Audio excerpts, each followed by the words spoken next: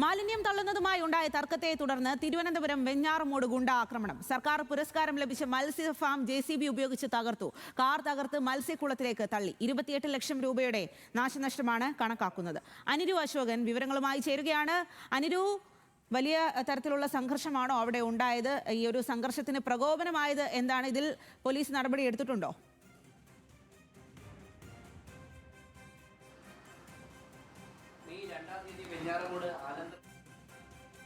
ഗുണ്ടാ സംഘങ്ങൾ ഏറ്റുമുട്ടിയിരിക്കുന്നത് ഈ പൊതുസ്ഥലത്ത് മാലിന്യം നിക്ഷേപിക്കുന്നതിനെ മരുതൂർക്കോണം സ്വദേശിയായ ലാൽ ചോദ്യം ചെയ്യുകയും ഇത് ഇഷ്ടപ്പെടാതെ മാലിന്യം തള്ളാനെത്തിയ ബിജുവും അദ്ദേഹത്തിന്റെ സുഹൃത്തും ചേർന്ന് ലാലിനെ കമ്പിവടി കൊണ്ട് ആക്രമിക്കുകയായിരുന്നു. അടിയിൽ ക്രൂരമായ മർദ്ദനത്തിൽ ലാലിന് തലയ്ക്ക് പരിക്കേൽക്കുകയും 12ഓളം തുന്നിക്കെട്ടലുകൾ ഉണ്ടാവുകയും ചെയ്തു. ലാലിനെ ആക്രമിച്ച വൈരാഗ്യത്തിൽ അന്ന് തന്നെ ബിജുവിനെ ലാലിന്റെ സംഘം വീട്ടിൽ കയറി ആക്രമിക്കുന്ന സ്ഥിതിയുണ്ടായിരുന്നു.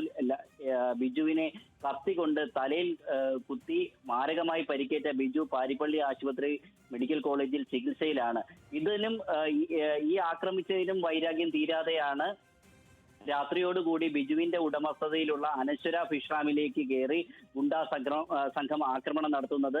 JCB ഉപയോഗിച്ചുള്ള ആക്രമണത്തിൽ വീടിന്റെ മതിലുകൾ ഇടിച്ചു തകർക്കുന്നു, ഫിഷ് ഫാം ഇടിച്ചു തകർക്കുന്നു. കൂടാതെ ഫിഷ് ഫാമിൽ പാർക്ക് ചെയ്തിരുന്ന ബിജുവിന്റെ കാർ ഇടിച്ചു തകർത്ത് നേരെ മത്സ്യക്കുളത്തിലേക്ക് തള്ളുന്നു. ഈ കാറിന്റെ ഓയിൽ ലീക്ക് ചെയ്താണ് മത്സ്യക്കുളത്തിലേക്ക് പടർന്നിറങ്ങി ആയിരക്കണക്കിന് ലക്ഷക്കണക്കിന് രൂപയുടെ മത്സ്യങ്ങളാണ് ചത്തുപൊങ്ങിയത്. നേരത്തെ സർക്കാരിന്റെ മികച്ച ഫിഷ് ഫാമിനുള്ള പുരസ്കാരം നേടിയ ഫിഷ് ഫാമാണ് അനശ്വര ഫിഷ് ഫാം. കൂടാതെ ഈ സിമന്റ് കുളങ്ങൾ ഇടിച്ചു തകർക്കുന്ന സ്ഥിതി ഉണ്ടായിട്ടുണ്ട്.